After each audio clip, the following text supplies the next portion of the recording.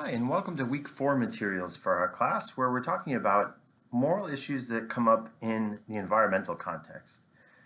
I didn't mean for Teddy to be here to help, but hey, here he is.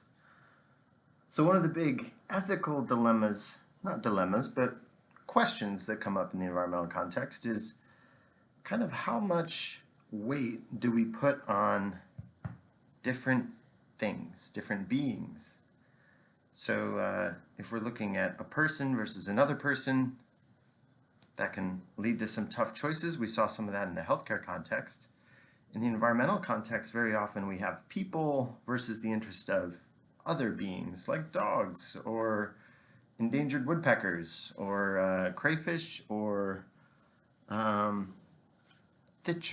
pitcher thistle plants, a threatened plant that lives up in Michigan. So a lot of the question and a lot of the source of disagreement in a lot of these is, do things like thistle plants have value that's intrinsic? Value just because it is, value for being itself, in its own sake? Do dogs have intrinsic value? Or do these things have value because people care about them? So that would be an extrinsic value or an instrumental value. So Teddy gives me a lot of joy. I like thinking of him as almost a member of the family. So he brings a lot of utility to our family by having him around. He's helpful when I'm making these videos, sometimes less helpful, right? You can be a good helper. So does Teddy have intrinsic value just for being himself, or does he have value because people care about him? And so the default position within economics tends to be that we value things because people value them. So instrumental or extrinsic value of different things, whether we're talking about dogs or whether we're talking about a beautiful landscape or a redwood tree, a crayfish, all these different aspects of nature. In environmental economics, we tend to look at how people feel about those things, and we say that those things have value because people care about them. Now, sometimes people care about them because there's economic value in them directly. So we care about redwood trees because there's really valuable lumber that's rot resistant, that can be really long boards, etc. We care about salmon because it's delicious and healthy. So there's harvest value from some of these things, but there's also aspects of nature that we care about even if there's no direct economic sort of value from it. So for example, there's some species that live in Mammoth Cave in Kentucky. That a blind cave shrimp, for example, the Kentucky cave shrimp, it lives in kind of lower levels of the cave. You could think of the cave as almost having like level 1, level 2, and you're getting further underground as you go down further. And so tours are in the top couple levels. You go on the more adventurous tour and you get further down in the cave, but you never get down to the levels where these Kentucky cave shrimp live. And these species are endemic, which means they only exist in the Mammoth Cave system. That's the only place in the world this species exists. Which means if they get wiped out in Mammoth Cave, they're gone. That species will be extinct. But so the blind cave shrimp, it has no direct economic value. So there's no one eats it. No one makes pharmaceutical products from it. No one, creates a dye or uses it to do any direct economic things. And in fact, since people don't even go that far in the cave, there isn't even a direct tourist sort of value to it, right? Whale watching, people pay money to go see these whales. Even if you wanted to pay money to go see the blind cave shrimp, you couldn't, because you're not allowed that far down in the cave, right? So what value does the blind cave shrimp have if we only care about how much people value things?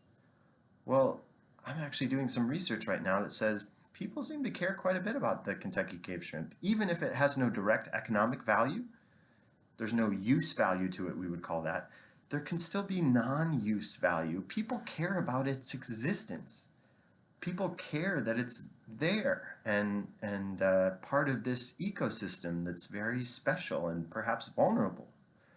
So people care about things beyond just the direct economic value of them when it comes to the environment.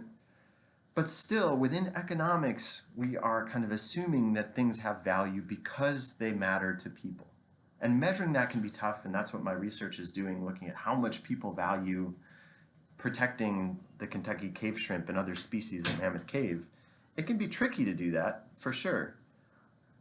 But even that is assuming that they have value because they matter to people, not because they have value inherent in being themselves. Now, why do economists make that big assumption?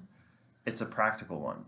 So we can measure what people feel and think, and we can watch them spend money, and we can ask them questions, so we can pin down values based on how much aspects of the environment matter to people.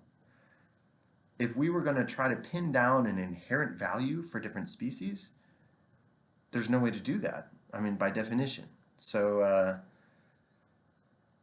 that is the big reason why economists assume that environmental things have value beyond, well, value to people, instrumental value. It's not that there is no intrinsic value, it's that that is difficult and perhaps even impossible to measure. And therefore, for practical purposes, if we were doing something like a cost-benefit analysis, something we do within economics, maybe you're thinking about a highway project along 65 that goes over part of Mammoth Cave, and you're thinking about the benefit that people will get from having a nicer road that they can travel more quickly between Louisville and Bowling Green and all these other places people go to when they're on 65. So there's a lot of benefit to doing that, but it would come at some risk to the species in the cave, right? Because there could be a spill of some chemicals or something while construction's going on, a coolant for some of the heavy machinery that could make its way into the cave and could kill these species. So there's this trade-off we have to make between the economic activity and the benefits people get from having a nice highway system versus the cost that we're risking losing out on having this species that currently exists that might not if we had a bad spill. So that's the sort of trade-off that I focus on in environmental economics class. It raises all of these really interesting moral questions, which is why it's a great subtopic within this course. And so today we'll talk, I'll record some short videos about climate change, about the role of uncertainty, and about something we call the value of statistical life, when we're looking at benefits we get in the form of reduced pollution that we expect to save human lives, because pollution kills people. How do we kind of weigh that against the dollar cost that we have of reducing pollution, maybe the form of higher product prices and such? But so those will be our three short topic videos for this week's materials. I hope you guys enjoy it. If you have questions, reach out to me, especially with this chapter. I mean, this is stuff that I kind of live for, right? So definitely reach out if anything piques your interest. If you want to know more about endangered species at Mammoth Cave or how to try to get involved in research, let me know. We'll talk more. Thanks.